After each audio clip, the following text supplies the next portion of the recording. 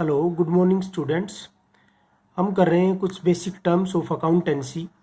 अभी तक हमने डिस्कस करी गुड्स के बारे में। आपको पता होगा गुड्स केवल जिसमें रेगुलर डीलिंग कर रहा है ना, जो सेलर, कोई भी शॉपकीपर है, जैसे मान लो एग्जांपल बताया था कि मान लो कोई मेडिकल स्टोर है तो उसके लिए जो दवाइयाँ हैं, मेडिसिन है, वो उसकी गुड्स होती हैं।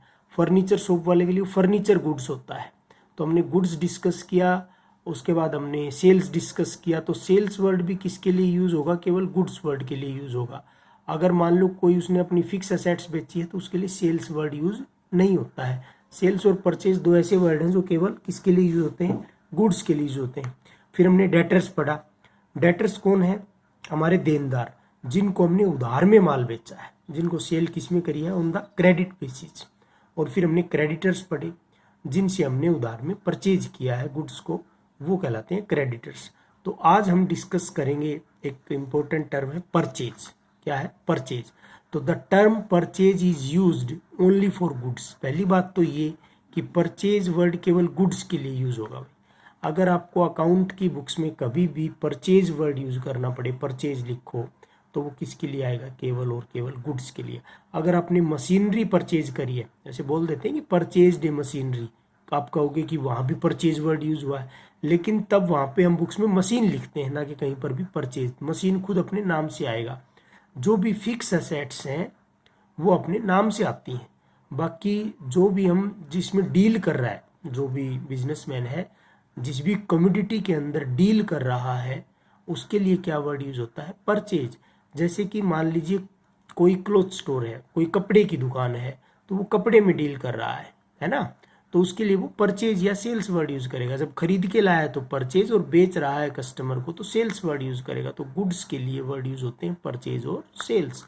सो expenditure incurred on buying goods called purchase. The term is not related with the buying of assets. तो ये किसी भी असेट्स को खरीदने से रिलेटेड नहीं है। और परचेज के ऊपर जो एक्सपेंस किया जाए, उसको क्या बोलते हैं? अमाउंट जो खर्च किया जाए उसको एक्सपेंसिस बोलते हैं, कि हमारा एक एक्सपेंस हुआ है भाई परचेज के रूप में। क्या हुआ है? परचेज के रूप में एक एक्सपेंस हुआ है। तो आई होप कि आपको समझ में आया होगा। उसके बाद आगे बढ़ते हैं, रिटर्न्स ऑफ गुड्स। अब देखो, ऐसा तो है नहीं कि हमने माल बेच दिया वो कभी वापिस ही नहीं आएगा, वो खराब हो सकता है। या हमने खरीद लिया वो वापिस कर सकते हैं हम किसी भी कारण से। मान लो कोई टूट फूट आ जाए सामान के अंदर, या वो स्पेसिफिक स्टैंडर्ड के अकॉर्डिंग ना हो, तो कुछ एक रिटर्न्स भी होता है गुड्स का। क्या होता है? रिटर्न्स। तो इसके अंदर है परचेज रिटर्न, सेल्स रिटर्न। पहले पढ़ेंगे परचेज रिटर्न। इसको बोलते हैं रिटर्न आउटवर्ड। दूसरा नाम है जो बुक्स में ज़्यादातर यूज होता है, रिटर्न आउटवर्ड।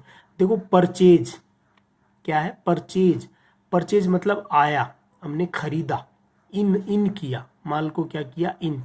परचेज का मतलब क्या किया? हमने माल को गोडाउन में इन किया या शॉप में इन किया। अब हम रिटर्न कर रहे हैं, तो रिटर्न का मतलब क्या कर रहे हैं? आउट कर रहे हैं माल को। क्या कर रहे हो आप? आउट। तो इसको बोलते हैं रिटर्न, मतलब वापसी, आउटवर्ड की वापसी। हमने माल को बाहर वापिस कर दिया।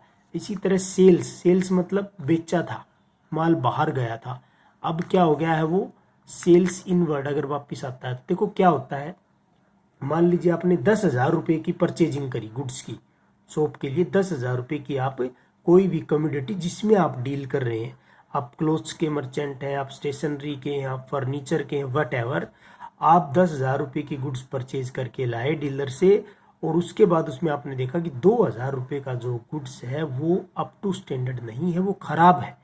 तो आपने उससे बात करी कि भैया ये तो आपने खराब माल दे दिया, हम इसका क्या करें? तो उसने कहा कोई बात नहीं जी, आप वापस लौटा दीजिए।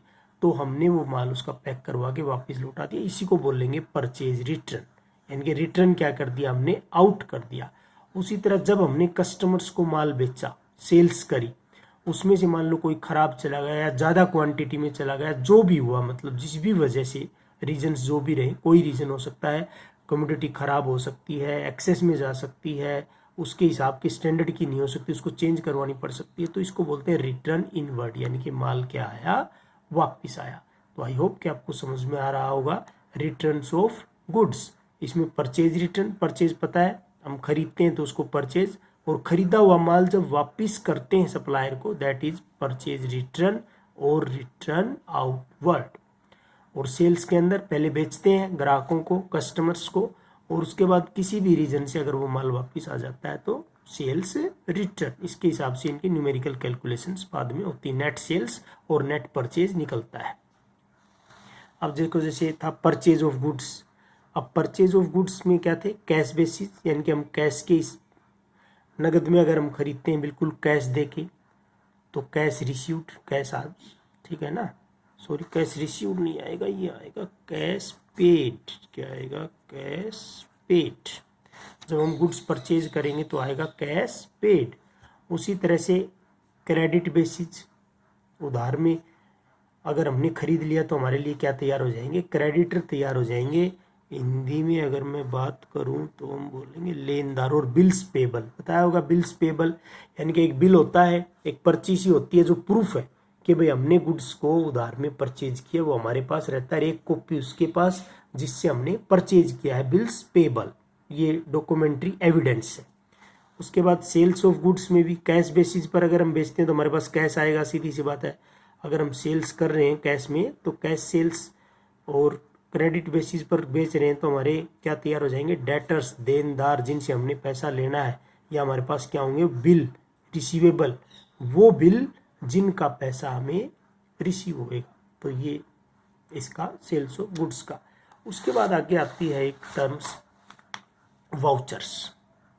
देखिए वाउचर्स, वाउचर्स मतलब होता है प्रमाण, प्रूफ।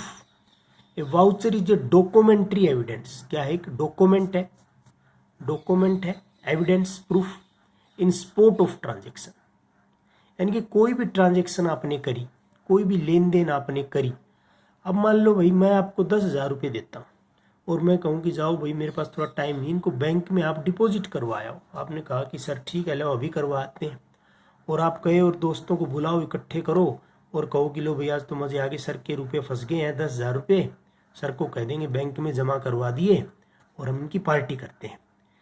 उसके बाद अगले दिन अपनी मुलाकात हुई, मैंने कहा भाई वो 10,000 रुपीज़ जो मैंने दिए थे आपको, क्या आपने वो डिपॉजिट करवा दिए? आपने कहा हाँ सर वो तो डिपॉजिट हो गई। मैं कहूँगा यार कोई मैसेज वगैरह भी नहीं आया, फ़ोन में कुछ आया नहीं।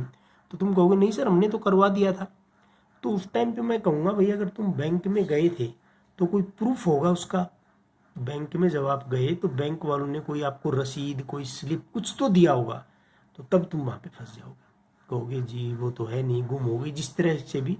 तो कहने का मतलब वाउचर क्या होते हैं, ट्रांजैक्शन के स्पॉट में डॉक्यूमेंट्री एविडेंस होते हैं। और अगर आपने पैसे डिपॉजिट करवाए हैं तो बैंक आपको जो पे इन स्लिप का जो काउंटर पार्ट है वो आपको फाड़ के देगा। कभी अगर आपने बैंक में गए हो, डिपॉजिट करवाए होंगे पैसे शायद कभी ना कभी, या पे इन स्लिप देखी होगी, वो हम आगे पढ़ेंगे, तो आपको उसका पार्ट एक स्टैंप लगा के और सिग्नेचर करके कैशियर आपको वापस देता है, वो आप वापस दे सकते हो कि लो सर देखो जमा करवाए। उसी तरह से जब भी कहीं से गुड्स परचेज होती हैं उसका एक बिल आता है। हम मान लो स्टेशनरी की शॉप से हम 2,000 रुपये की बुक्स खरीद के लाए तो उसका भी वो एक पर्ची पे लिख के देता है कि ये इतने का सामान, ये इतने, यही वाउचर्स है। और इन वाउचर्स से ही आगे फिर जर्नल में एंट्रियाँ होती हैं। तो वाउचर क्या है, डॉक्यूमेंट्री एविडेंस है जो भी ट्रांजेक्शन आप बिजनेस में करोगे। और फर्स्ट चैप्टर में शायद आपने पढ़ा भी होगा कि वेरीफाई होनी चाहिए ट्रांजेक्शन, जो भी अकाउंटिंग जो ट्रांजेक्शन है वो वेरीफाई होनी चाहिए। और वेरीफाई के लिए वाउचर्स होने चाहिए साथ में, तभी उसके अंदर ट्रांसपेरेंसी मानी जाएगी। अकाउंट के जो सिस्टम है उसके अंदर ट्रांसपेरेंसी। तो कैश ट्रांजेक्शन अगर हम करते हैं, जैसे कैश मेमो वगैरह रिसीव मिलता है, और नॉर्मल भाषा में हम सब इनको क्या बोलते हैं कि रसीद ले आना, भाई रसीद ले आना, रसीद वो बोलते हैं। बाद में सब्जेक्ट वाइज थोड़ी सी लैंग्वेज चेंज हो जाती है। और उधार के जो ट्रांजेक्शन होते हैं उसको इनवॉइस या क्या बोलते हैं, बिल बोलते हैं। बिल वो कहते हैं ना, बिल ले आना। तो बिल नॉर्मली अकाउंट में वर्ड यूज होता है उधार की ट्रांजेक्शन के लिए, क्रेडिट के लिए। कैश के लिए जो वर्ड यूज हो रहा है वो कैश मेमो वर्ड यूज होएगा। उसके बाद next one is bad debts. Bad बुरा, डेट्स मतलब ऋण, ऐसे ऋण जो बुरे हो गए। बुरे मतलब बुरा तो आदमी होता है, हाँ यहाँ आदमी बुरा हो गया ये समझ लो। जैसे कि amount which is irrecoverable from debtors. हमने क्या किया, हमने फेथ के ऊपर, विश्वास में, मान लो मैं शॉपकीपर हूँ और मैंने भी स्टेशनरी की दुकान है, तुम कहो सर अकाउंट की बुक दे दो, बुक नहीं हम पढ़ेंगे और हम आपके पैसे लौटा देंगे 2-4 दिन में। मैंने कहा ठीक है भाई ले जाओ, तुम तो घर के ही हो, कहाँ जाओगे। तो तुम हो गए मेरे डेटर्स, क्योंकि मैंने उधार में तुम्हें बुक दे दी। उसके बाद 10 दिन तक तुम्हारा आता पता ही नहीं। मैं फिर से गया, घर के चक्कर काट रहा हूँ कि भाई मेरे पैसे दो, पैसे, तुम कहो जी पैसे तो नहीं है। तो वो मेरे लिए वो अमाउंट बैड डेट्स हो जाएगा, डूब जाएगा। और बिजनेस में ये चीज़ें चलती रहती हैं। जब भी बिजनेस करते हैं तो मतलब 100% ट्रांजेक्शन्स कैश में नहीं कर सकते आप। आपको कस्टमर जोड़ने के लिए उधार में भी माल बेचना पड़ेगा। एग्री हो आप मेरे ख्याल से कि हाँ जी उधार में तो बिल्कुल बेचना पड़ेगा ज़्यादा कस्टमर बनाने के लिए। तो उसमें से 2% 5% लोग ऐसे होते हैं जो पैसा नहीं देते बाद में, या दे नहीं पाते किसी भी रीज़न से। रीज़न कुछ भी हो सकता है, या तो वो कैपेबल नहीं है या देना नहीं चाहते।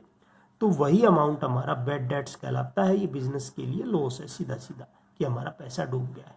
तो अमाउंट विच इज इरिकवरेबल, जो कि इरिकवरेबल नहीं है फ्रॉम ए डेटर। उसके बाद आता है इंसॉल्वेंट। अब ये कहो जी उस आदमी को क्या बोलेंगे जिससे हमारा पैसा ही नहीं आया, क्या उसको बैड डेट बोलेंगे? नहीं, वो तो अमाउंट है बैड डेट, तो हम उसको बोलेंगे इंसॉल्वेंट पर्सन। दिवालिया बोलते हैं इसको हिंदी में, तुमने सुन। बैंकरप्ट भी बोलते हैं। क्या बोलते हैं? बैंकरप्ट। ए पर्सन और एन एंटरप्राइज, ये कोई व्यक्ति हो सकता है और कोई संस्था हो सकती है, which is not in a position to pay its debts, जो कि इस पोजीशन में नहीं है कि अपने ऋणों का भुगतान कर सके, कॉल्ड इंसॉल्वेंट। ऐसा व्यक्ति, उसके पीछे जो भी रीजन रहा हो, उसकी इनकम्स बंद हो गई हो या वट एवर जो भी रीजन रहे हो, कि वो अब एबल नहीं है अपने पुराने ऋण देने में, तो कहलाएगा इंसॉल्वेंट। और बिजनेस के लिए वो पैसा हो जाएगा बैड डेट्स, डूबा हुआ पैसा। इसका उल्टा एक आता है सोलवेंट, कि भाई सोलवेंट क्या है? सोलवेंट मतलब योग्य व्यक्ति, कि हाँ भाई वो दे सकता है, वो दिवालिया नहीं है, वो बैंकरप्ट नहीं है। ए पर्सन और an enterprise which is in a position to pay its debts called solvent, जो कि अपने ऋणों का भुगतान करने में सक्षम है पूर्ण तरीके से। यानी कि वो उधार भी करता है लोगों के साथ, बिजनेस के साथ उधार कर रहा है, लेकिन वो टाइमली पेमेंट भी कर रहा है, तो वो सोलवेंट पर्सन है। क्या है वो? सोलवेंट। लास्ट टर्म हम करेंगे आज डिस्काउंट। डिस्काउंट मतलब सुना होगा छूट, कि भाई उस पर कितना डिस्काउंट मिला, इस पे मेरे को इतना डिस्काउंट मिला। मैं 400 रुपये MRP की बुक लेके आया, मेरे को ये 350 की मिली, तो आपको 50 रुपीज़ डिस्काउंट मिल गया। मैं 100 रुपये की ये थी, देखो MRP इस पे 100 रुपये लिखा हुआ है और मेरे को तो 80 रुपये की मिल गई है, तो 20 रुपये क्या था? डिस्काउंट। Very simple. तो it is a rebate. Rebate का मतलब भी छूट होता है। इट इज़ ए रिबेट और and allowance given by the seller. कौन देगा? सेलर देगा टू द बायर। किसको? बायर को। Allowance, allowed concession, concession in the list price of goods और सर्विसेज। मान लीजिए 100 रुपये जो है वो लिस्ट प्राइस है, MRP जिसको बोलते हैं, इसको क्या बोलते हैं? MRP, maximum retail price 100 rupees है, और ये अपने कस्टमर को दुकानदार दे रहा है 90 रुपीज़ की। इसका मतलब जो 10 रुपये है वो क्या है? वो दैट इज क्या है? वो डिस्काउंट है, छूट है। डिस्काउंट है, छूट है। मैं इसको थोड़ा सा आगे और करवाता हूँ तुम्हें। अब ये कहोगे जी डिस्काउंट तो समझ में आ गया, हमें भी कई बार डिस्काउंट मिला है जब भी हम कोई भी सामान लेने जाते हैं, और अगर MRP पे देते हैं तो हम लड़ाई भी कर लेते हैं कि MRP पे कौन देता है भाई, थोड़ा सा डिस्काउंट तो दो। तो ये 2 टाइप्स का होता है। एक होता है ट्रेड डिस्काउंट, एक क्या होता है? ट्रेड डिस्काउंट, व्यापारिक छूट, मैं एक्सप्लेन करूंगा। और एक होता है कैश डिस्काउंट। क्या होता है भाई? Cash discount. 2 तरह का डिस्काउंट होता है, ट्रेड डिस्काउंट, कैश डिस्काउंट। मैंने बताया था ट्रांजैक्शन 2 तरह की होती हैं, कैश में भी होती हैं ट्रांजैक्शंस, और किस पर होती हैं? क्रेडिट पर भी होती हैं, यानी कि नकद और उधार। यही होता है ना भाई, माल खरीदोगे या बेचोगे तो ये तो या तो कैश में खरीदोगे या उधार में खरीदोगे, बेचोगे तो भी सेम है। तो डिस्काउंट के अंदर क्या है? ट्रेड डिस्काउंट और कैश। तो ट्रेड डिस्काउंट दोनों पर अप्लाई है।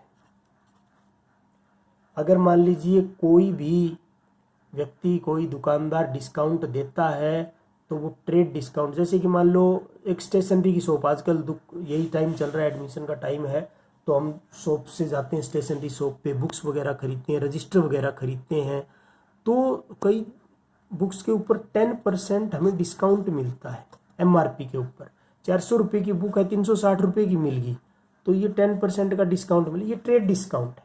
और ये वो सबको दे रहा है, चाहे कोई उसका जानकार है, चाहे बिना जानकार है, चाहे वो उधार में दे रहा है, चाहे नगद में दे रहा है। कहने का मतलब ये है, तुम 2 दोस्त मिलके चले गए कि चलो बुक लेके आते हैं उस बुक सेलर से, और एक के पास पैसे नहीं है, जानकार है तुम्हारा, वो बिना जानकारी के तो देगा ही नहीं, तो तुमने तो खरीदी उधार में वो बुक्स, 1000 रुपये की वो बुक्स बनी, दूसरे दोस्त की भी 1000 रुपये MRP की बुक्स है, तो अब ये बुक्स दे रहा है वो 900 रुपये की, तो वो दोनों ही दोस्तों को 900 की ही मिलेंगी, चाहे वो कैश में दे के आए चाहे उधार। समझ रहे हो ना? तो ट्रेड डिस्काउंट जो है वो कैश पर भी अप्लाई है, कैश पेमेंट पर भी, और क्रेडिट पर भी अप्लाई है, उधार पर भी। इसी को बोलते हैं ट्रेड डिस्काउंट। ये क्या होता है, नॉर्मली सेल्स बढ़ाने के लिए दिया जाता है ट्रेड डिस्काउंट, कि भाई सेल्स बनी रहे, कस्टमर जुड़े रहे कि हाँ भाई डिस्काउंट भी दे रहा है वो दुकानदार, बहुत अच्छा, वहाँ चलते हैं, 20% का 10% का डिस्काउंट भी देता है। कैश डिस्काउंट नाम से ही पता चल रहा है, नगद छूट, only for cash transactions, only for cash transactions. अब इसमें वो कह रहा है, आप ये क्या था, प्रॉम्प्ट पेमेंट के लिए किया जाता है। अब वो दुकानदार जब तुम 900 रुपये का माल लेके यानी कि आने लगते, तो उसने कहा कि भाई अगर जो मुझे कैश देगा अभी के अभी या 2 दिन बाद, तो मैं उसको 50 रुपीज़ की छूट और दूंगा। कितने रुपए की छूट दूंगा? 50 रुपीज़ की। अब तुमने कहा कि हम तो कैश देने वाले हैं, तो हमारे तो अंकल जी 800 850 रुपये की लगाओ किताब। समझ रहे हो ना? तो ये कैश डिस्काउंट है। तो ये सिर्फ आपको ही मिलेगा जिसके पास कैश है, क्रेडिट वाले को ये डिस्काउंट नहीं मिलेगा, क्योंकि उसने तो उधार करी है। तो इस प्रकार से सिस्टम है। तो इसको ध्यान से बच्चों सीखो, नोट्स बनाओ अपनी लैंग्वेज में, बहुत आसान सा सब्जेक्ट है।